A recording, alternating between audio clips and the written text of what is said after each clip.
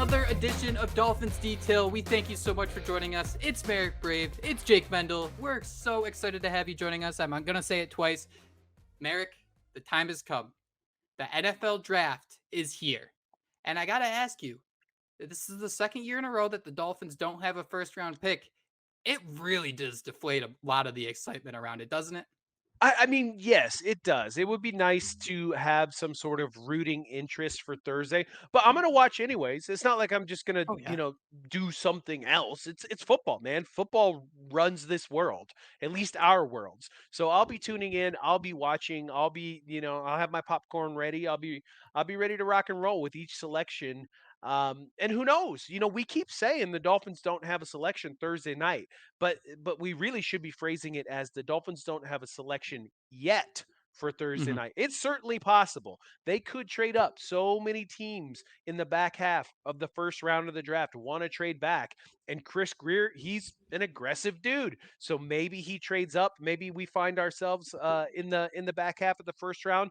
Maybe the Dolphins are able to nab one of those high quality offensive linemen. Maybe they're able to take a running back like Bijan Robinson if he slides a little bit. Maybe they're able to grab a defensive tackle of need that they may be interested in. We don't know, but we'll still watch anyways. And if they do stand pat at pick 51, then Friday night is our night. But either way, I'm excited for today's episode because we get to do a mock draft, which is something that I've been doing on my own using various simulators out there since like February. And that's not hyperbole. I'm not lying to you. I literally do mock drafts almost every single day. If I've got some free time, I'm like, oh, who should we get? Because I'm a loser like that. It's But for your health. That's okay. but today you get to be a loser with me, and all of our viewers out there, you get to be losers too. Let's all be losers together, and figure out who the Dolphins are taking because this is definitive. It's about to happen. Whoever we pick today, that's who the Dolphins are Locked in. getting on Friday and Saturday this weekend. So I'm ready to figure this out. Guaranteed. No doubt Uh, about it. Couple notes real quick. One, the Dolphins did bring in Cam Fleming for a visit recently, a right tackle, and that kind of had me tinfoil hatting to the sense of, are the Dolphins trying to project what happens if they're not taking an offensive lineman in this draft? And Merrick, I gotta say, I don't know if it's just because they don't have a first round pick, and once you get into the second round, it's just so unpredictable. But I mean, I've had a lot of fun learning a lot about these guys that it might be available. The Matthew Bergerons is the first one that comes to my mind, but there's going to be talent available. So with that being said, I'm going to start sharing my screen here and let's see if there are any issues. There usually are, but we are going to get into it. We are going to There we select go. one team All right, being the Pro Miami Football Dolphins. Network. Let's You got to draft. make sure you click 7. Hold on. Oh no, you're gonna have to redo that. Oh, why? You What is it? you got to click 7 rounds. We got to Oh, do yep. all 7 rounds. You got a little ad ski over there. We got to click all 7 rounds, and then if you want it to go quickly, you got to click fast, and then I and then feel like when you click you're the Dolphins there. You're ready to go. I feel like I just stepped into a car for a first time and you're like my dad, like there's the blinker. That's how you hit the gas. Well, And I let's mean, draft. as you've seen on our feed here, I've been doing these Merrick Minute mocks using the Pro Football Network Mock Draft Simulator. So I have a lot of experience using this particular simulator. So here we go. We're getting there. 51. All right, we already got a trade offer. What do you think here? 51 and 197. So our second and sixth for pick 50, excuse me, pick 71, we'd have to drop 20 spots, but we would get an additional second round pick next year. So we would be losing a draft pick. We'd only make 3 draft picks this year, and we'd have 2 third-round picks and a 7th-round pick to gain a second-round pick next year. What do you think of that, Jake? I'm a bit nervous just under the impression of Denver's supposed to be better. And that Denver second, I mean, that could be gold. That could turn into like a metaphorical late first round pick. But the risk, the time you got to wait, I don't know if it's necessarily worth it with the couple needs or the couple questions the Dolphins still have. So I think I would So, decline this offer. okay, it says we have 2 offers. We can take a look at what the next one is if we want Oh, to baby. hit that screen. And this one is from Denver themselves. Oh, So Denver is who I traded with when we did our trade up, trade down, stay pat scenario on another Dolphins podcast with Houts. just a few days ago. Again, they also want picks 51 and 197, but they're willing to give up picks 67. So we drop back 16 spots, but move ahead almost 90 spots. To get pick 108 as well. And then they give us their third round pick next year. So you give up two picks, you get two picks, one at 67, one at 108, and a third round selection next year. I do like that trade offer better than the one we just got from the New Orleans Saints. How do you feel about this one?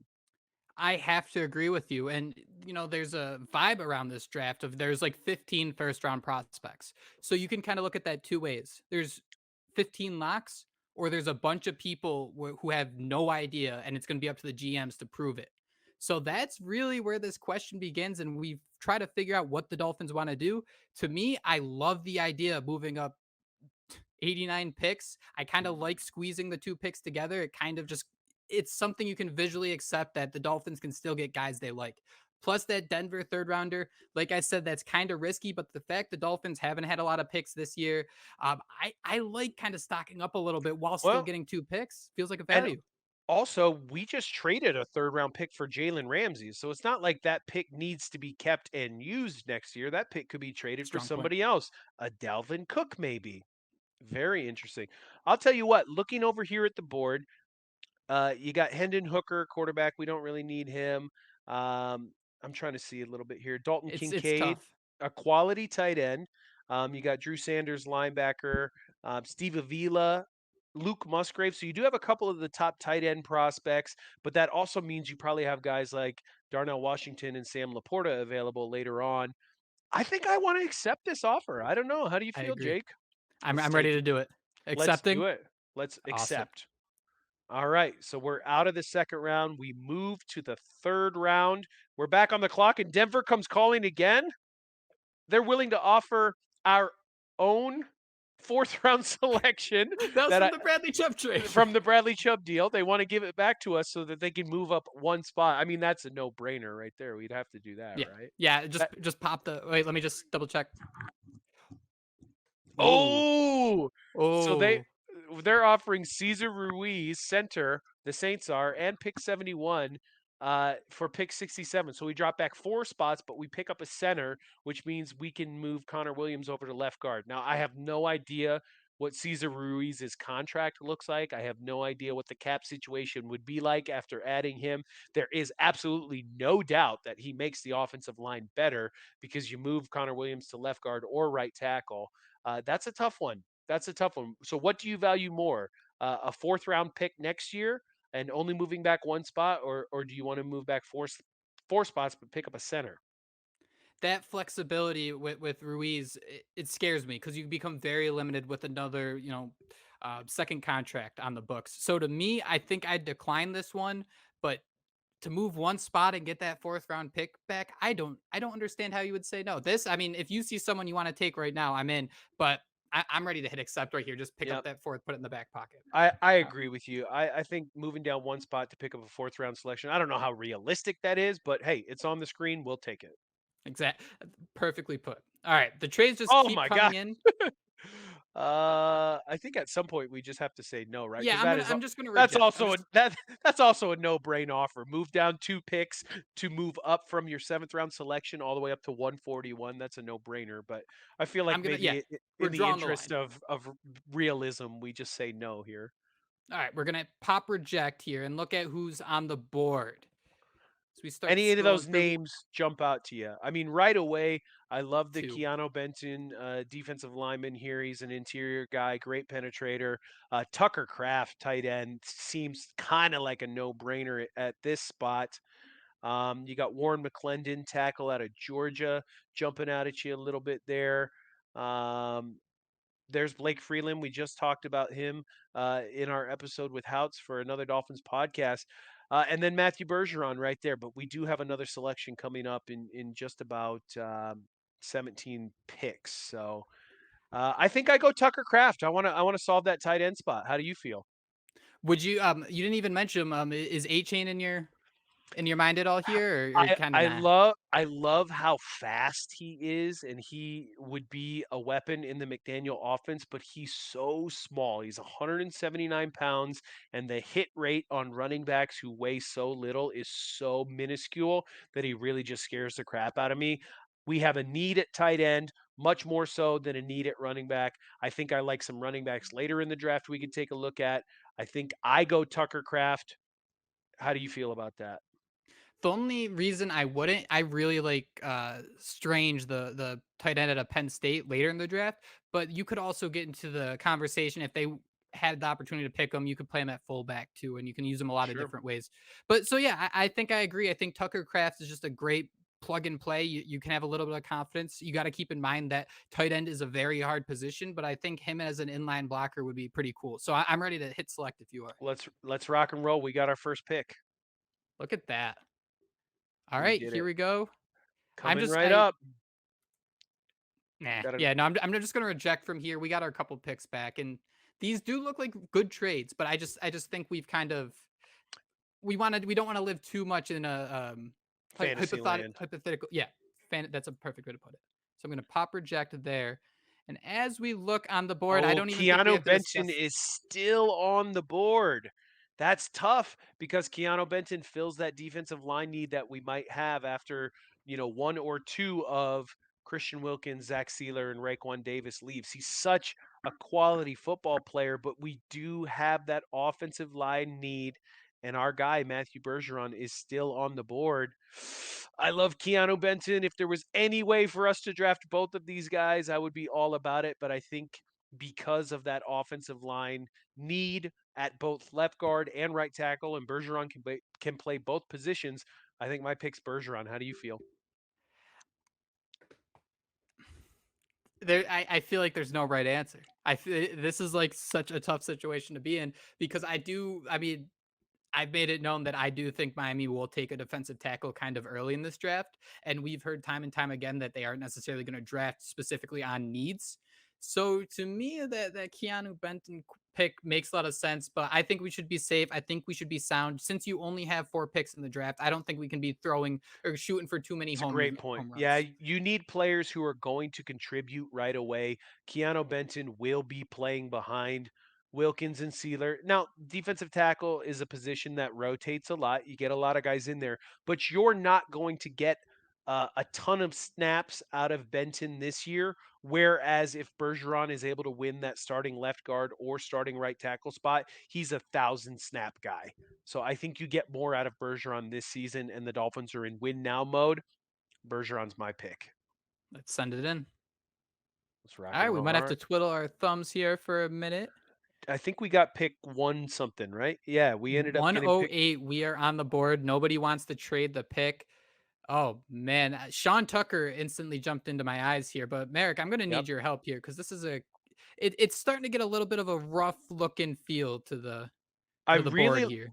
I really like a lot of these running back names. You had Sean Tucker. It looks like you got some Roshan Johnson, the thumper out of Texas. I think Chase Brown from Illinois was available. Eric Gray from Oklahoma is available. Kenny McIntosh, actually a player the Dolphins have been linked to in recent days. Kenny McIntosh is available. There are a lot of players, at least in the running back room, that are available. Can you click the all button for me so we can Yeah. see Tajay Spears is available as well? God, that might be a guy you want to look at here. So we went with Bergeron, but if we didn't go with Bergeron, you would have had somebody like a Jalen Duncan available. Tyler Steen from Alabama also available. So we could have drafted Keanu Benton and then came back with one of those guys. I still feel a little bit more comfortable with our Matthew Bergeron selection. Uh, I think you got Stromberg, center, available there if we wanted to double down on our offensive linemen. Again, the offensive lineman I just named available as well. Zach Kuntz is available in the tight end room. We did take Tucker Kraft, so probably not looking at him. I think we're looking at running back in this position.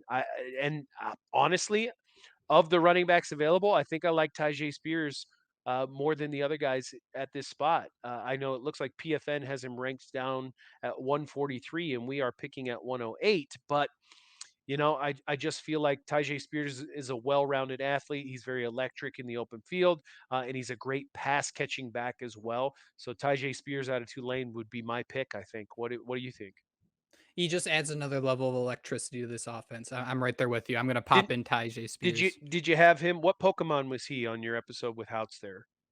He Was he might have even been Electrode? Electrode. He might have actually been Electro. I just, it's just one of those things that level of energy, that level of just knowing at any moment you can absolutely erupt, and getting that this late in the draft, I'm all for it. So I'm just gonna go ahead and even pop that pick.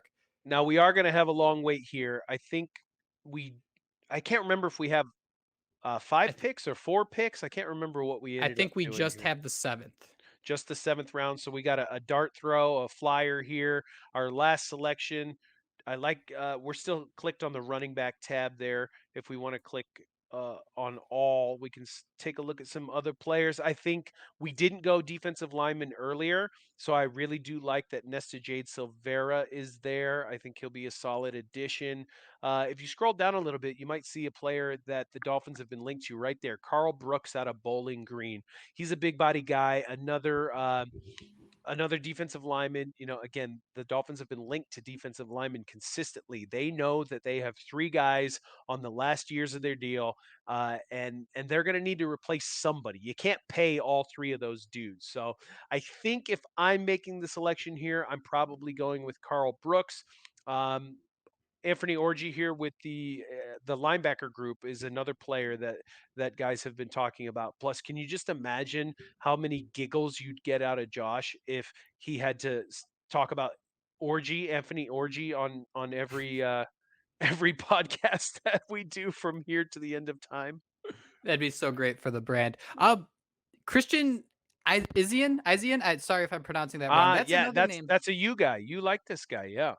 That's a name I'm kind of interested in. The Miami Dolphins have been linked to safeties, and I do wonder if you need that depth piece who can all of a sudden come in and shock everyone. But the same thing goes for defensive tackle, and the defensive tackles are about to hit free agency sooner. So I think that really boils it down to, if you're gonna throw a dart to someone to hopefully stick on this roster, you'd love to see Carl Brooks even just be a rotational guy if they pay Christian Wilkins and they can spend a couple bucks on Zach Sealer and just kind of fill in and be that third guy. I think I agree with you. Yeah, I'm with you on that. And again, somebody the Dolphins have been linked to for a while now. Early on in the process, his name came up. I think they had like a top 30 visit with him or something like that. So he's certainly on their radar, and I don't think you can go wrong with taking him in the 7th round. He's a dart throw. If it doesn't work out, nobody's gonna crucify you over it. He's a 7th round selection, and the hit rate on those are so low. So let's take a look at our haul. We got the 4 players at 68 after the trade down. We were able to take Tucker Craft out of South Dakota State. Um, our next selection, 84, our own. We did not move down from that spot, I don't think. No, we didn't. Matthew Bergeron, the offensive tackle slash offensive guard out of Syracuse.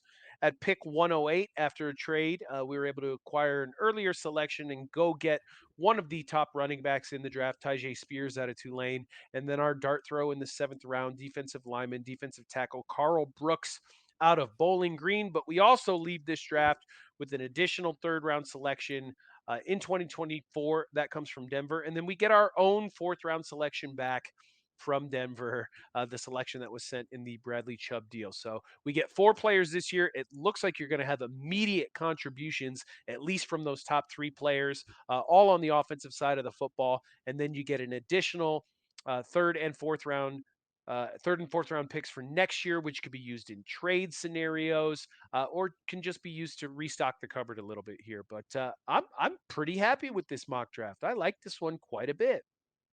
I have to agree. The fact you can get those three impact guys, and something I do want to keep in mind, I think when you do mock drafts, you kind of do pick up on the fact that trades get a little wonky. But this is something I kind of envision. I think moving down 17 picks, and as we mentioned earlier, knowing that there's like 15 guys that are locks, that everyone's going to start shooting darts kind of early on and not have a bunch of favorites.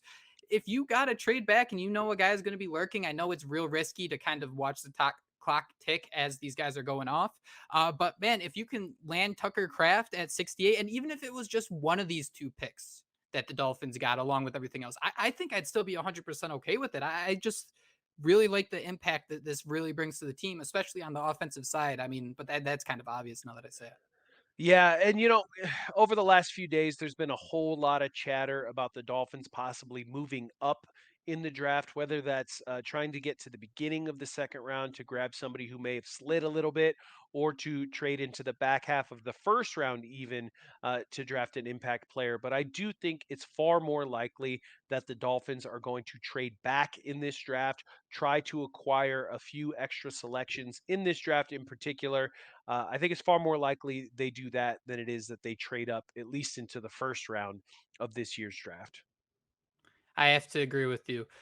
Merrick, before we take off, let me ask you this. Is Miami, we can't get too deep into the crystal ball, but I'll ask you this. Is Miami going to make its first selection at number 54 when we arrive to Friday night? At 51, um, 50, sorry, thank you.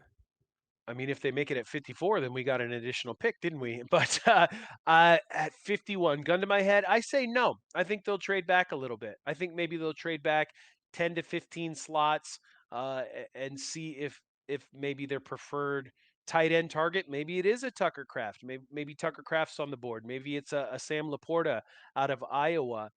Maybe it's a running back. Who knows? The Dolphins have been linked to a few running backs in this process as well. Maybe somebody like a Zach Charbonnet becomes the selection if they're able to trade back a little bit there. But a gun to my head, I'm going to say no. They do not make their first selection at 51, and I do think it'll be in a trade back scenario, much more likely than a trade up scenario.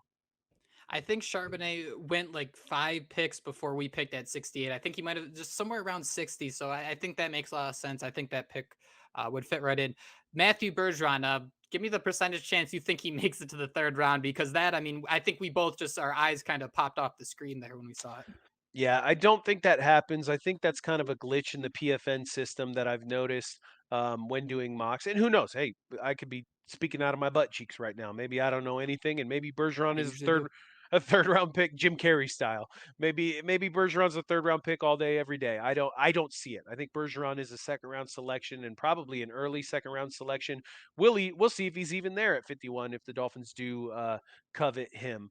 But I do think Bergeron will go in the second round. And I don't know why. I just have a feeling that the Dolphins like him a lot, and he may be the guy for the Dolphins at 51 if they do keep that pick. Just the perfect match. But that is it. That's all the details you need to know about the Miami Dolphins draft this weekend. Actually, that's not true, but hopefully this helps you get some sort of idea of what might be available at certain scenarios. I gotta say, keep checking in at Merrick's mock drafts. Those have been awesome on the reels. If anything, I think it's real important or real fun for this exercise to draft different guys to see how things can play out. Because I want to go back. I do think that Cam Fleming visit was kind of maybe an under the table. Like we'll talk again June 1st, and Yep. maybe we'll see how the cards fall where we don't draft an offensive line, knowing that he can come in. So I do think there might be some pieces moving around Delvin Cook that the draft is going to dictate. We just don't see it yet. Yeah, absolutely, absolutely. And if the Dolphins do end up missing out on some of these offensive linemen in this draft, Cam Fleming is a great signing. He played his best football last year in Denver under new offensive line coach for the Dolphins, Butch Barry. So there is that history there, and I could see him being a starting right tackle for the Dolphins, but at worst, a high quality swing tackle for the Dolphins if he is brought in. So if anything, the Dolphins have done a really good job of covering their asses going into this draft. They re signed all four of their running backs. So if you get a running back, cool. If you don't, no big deal. We got this covered. They have their essentially the same offensive line that they had last year, but they bring in the Cam Fleming guy for a visit, so they're covering their ass there. Tight end may be the only spot where they haven't really done a whole lot outside of bringing in Eric Saubert and re-signing Durham Smythe to an extension. So maybe that's the way to go. Maybe we were right. We picked Tucker Craft. Maybe he's going to be the guy. I know Houts would love that. But we'll see. We'll see. It's going to be an exciting few days. And just a final note, even the Dolphins had a contract out to Irv Smith Jr. before he signed with the Bengals. So it's great that they're kind of trying to be in a situation where it's not like 2017, for instance, where Miami desperately needs a defensive end and we're just going to draft Charles Harris because that's the guy that's available. I think this franchise has learned from those mistakes, at least a little bit in terms of having a plan in place that the draft isn't going to dictate your roster. Merrick, give me one final hot take before we take off here about the draft. How many, let's go with quarterbacks. How many quarterbacks go in the top 10? Quarterbacks in the top 10, I will give you, people have been talking crap on this quarterback group as of late, but quarterbacks are quarterbacks. They're the hot commodities every year. I'm going to give you four quarterbacks in the top Interesting. 10. I'm going to give you Bryce Young, CJ Stroud, Will Levis, and Anthony Richardson. All go top 10 in this draft. Teams will trade up this year, which could end up helping the Dolphins because it's going to push some of those quality players a little bit further back. And who knows, maybe they do end up trading into that first round. I like that because I was going to say three. So, and I think if you were to put the over under at like 3.5, I think that's probably perfect for how this draft's going to go. But, Merrick, we fixed the Dolphins, we rebuilt them.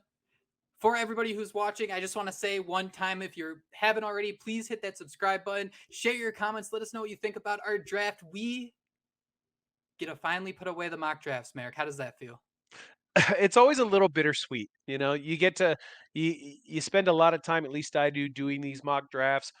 You get to draft day, you see some of your favorite players go to other teams. Sometimes those players go to New England or New Yeah. York or Buffalo, and it makes me feel so upset in my tummy.